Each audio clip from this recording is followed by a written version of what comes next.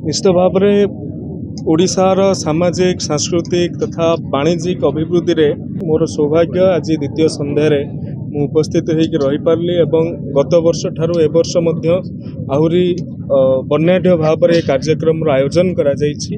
आमे अतीतर आमर जो महनीयता थिला ताहाकु स्मरण करने सहित वर्तमान को निजक अनुशीलन करने एवं आगो को कौन आम रणनीति रहिबो ए जिला को श्रेष्ठ जिले में परिणत करने एवं जहाँ आमर हृत गौरव थिला मृत गौरव थिला ताहाकु फेरई आनिबारे केवली भाव में आमे निजकु सेतिकी भूमिका निभेई पारिबा ए संकल्पनार सहित कार्यक्रम इतिहासर कथा आमे कहथुले जो इतिहासर कथारे जो जिंस लिपिबद्ध नाही ओडिया मानकर संस्कृति परंपरा जो आजिर पीढ़ी पई नियाति भाव में अनुशीलन करिया कथा कोन कहबा सर निश्चित भाव में एथिपई समस्तंकर सहभागितार आवश्यकता अछि।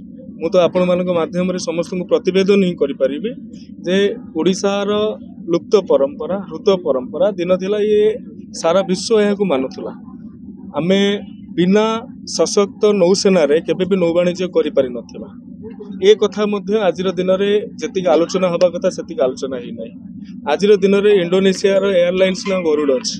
आजिर दिन में बर्मार पुरातन ना कलिंग राट अच्छी जोटा कलिंग राष्ट्र बोली अभिहित करा जायछि। तो ए कथा को आजिर पीढ़ी जेतेबेले जानिबो एवं आमे माने समस्ते जणैबा पाठ्यक्रम रे मध्य याकु स्थानित करा जाउछि। जातीय शिक्षा नीति 2020 जेतेबेले लागू होउछि सेतेबेले गोटे मल्टी डायमेंशनल एजुकेशन पॉलिसी को आमे जाउछंती जे कि पिला को बड़ चिंता करिबारे सृजनशीलता चिंता करिबारे सहायक हेबो। तेणु मु निश्चित भाव में आशावादी अच्छी अत्यंत सकारात्मक भाव में कहूँ जे आगामी दिन में ओडिशा विगत दिन मानक जो उच्चता को जाइला आगामी दिन में जाइपर।